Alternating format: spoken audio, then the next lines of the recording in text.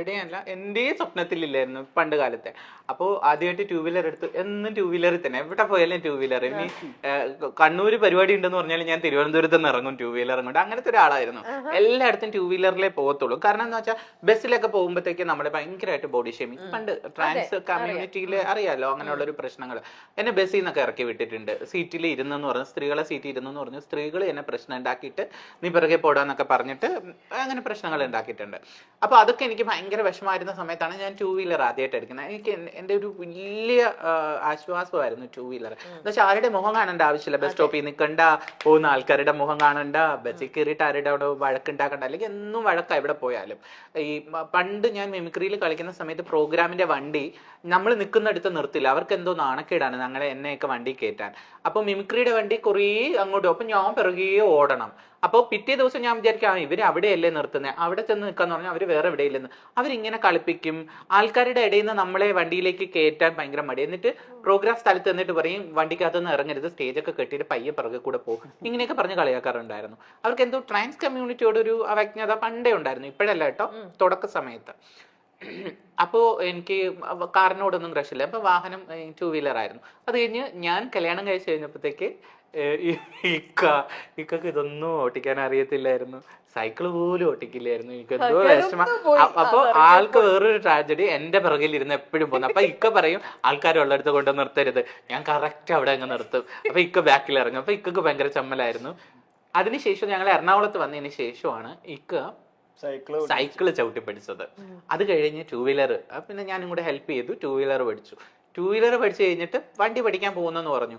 ശരി, അപ്പൊ ഞാൻ പറഞ്ഞു ഇക്ക വണ്ടി പഠിക്കുകയാണെങ്കിൽ ഞാൻ കാർ എടുത്ത് തരും, ഇക്കയുടെ ബർത്ത്ഡേ ഗിഫ്റ്റ് എന്ന് പറഞ്ഞു. ഇങ്ങനെ വെറുതെ തമാശ. ഒരു ദിവസം ബസ് KSRTC ബസ്സിൽ ഞാൻ ഇങ്ങനെ പഠിപ്പിക്കാനായിട്ട്, അന്ന് ഞാൻ ഡോറ അക്കാഡമി പഠിപ്പിക്കുന്നുണ്ട്, പഠിപ്പിക്കാനായിട്ട് ഇങ്ങനെ പോകുന്ന സമയത്ത് ഫോൺ വരുന്നേടി ഞാൻ H പാസ്സായി. അയ്യോ എനിക്ക് തലകറക്കം വന്നു, വണ്ടി മേടിച്ചു കൊടുക്കണമല്ലോ. അങ്ങനെ ആദ്യം ഞാൻ എന്ത് ചെയ്തു, ആദ്യം ടൂ വീലർ പഠിച്ചു കഴിഞ്ഞപ്പോഴത്തേക്ക് ഒരു ബർത്ത്ഡേക്ക് ടൂ വീലർ ഗിഫ്റ്റ് ചെയ്തു. സർപ്രൈസ് ആയിരുന്നു. ഇത് കാറും അതുപോലെ തന്നെ ഞങ്ങളൊരു സെക്കൻഡ് ഹാൻഡ് കാറാണ് ഫസ്റ്റ് എടുത്തത്. അത് ഇപ്പോഴും അതാണ് കയ്യിലുള്ളത്, ബലാന.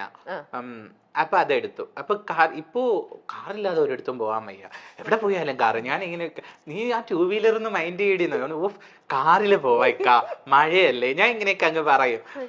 അപ്പൊ ഇങ്ങനെ പറയുമ്പോഴത്തേക്ക് എപ്പോഴും കാറിൽ കയറി ഇരുന്നിട്ട് ഞാൻ പറയും ഈ കാർ കൊഞ്ഞ് താന്നാണ്, അല്ലെങ്കിൽ വലിയ കാർ വരും. അപ്പൊ അതെപ്പോഴും ഈ ഒരു സ്വപ്നമാണല്ലോ, നമ്മളെപ്പോഴും കുറച്ചും കൂടി അപ്ഗ്രേഡ് ആകാൻ നോക്കും. അങ്ങനെ വിചാരിച്ചാലേ ഇതെങ്കിലും കിട്ടുള്ളൂ എന്ന് ഞാൻ വിചാരിക്കുള്ളൂ. മനുഷ്യന്റെ സ്വഭാവമാണല്ലോ. അപ്പൊ ഞാൻ എപ്പോ പോയാലും എന്റെ ഫ്രണ്ടിൽ പോകുന്ന എനിക്ക് ഫോർച്യൂണറുകളാണ്. ഫോർച്യൂണർ പോകുമ്പോ എന്തോ കുതിര വന്ന് ഇങ്ങനെ നിൽക്കുന്ന രഥത്തിൽ നിന്നൊക്കെ ആൾക്കാർ ഇറങ്ങും പോലെ. അങ്ങനെ മമ്മൂസിന് ഫോർച്യൂണറാണ്.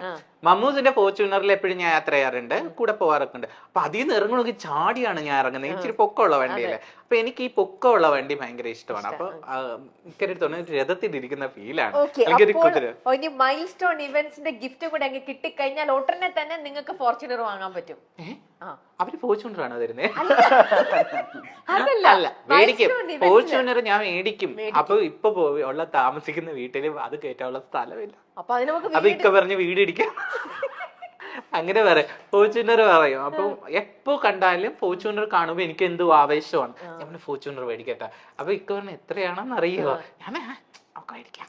വെറും 9 ലക്ഷത്തിനുള്ളിൽ ഫോർച്യൂണർ കിട്ടും. വളരെ സിമ്പിൾ ആയിട്ടാ പറയാ. ഞാൻ എല്ലാ കാര്യവും ഇപ്പൊ നമ്മള് നല്ല വിഷമത്തിൽ ഇത്തിരി കടം കൊടുക്കാനുണ്ട്, അല്ലെങ്കിൽ ഇച്ചിരി പൈസക്ക് ആവശ്യം ഉണ്ടെങ്കിൽ ദൈവം തരും, ദൈവമല്ലേ തരും എല്ലാരും പറയും. അങ്ങനെ ഞാൻ പറയാം അവര് തരും, അവര് തരുമെന്നല്ലേ പറയുന്നേ, തരും.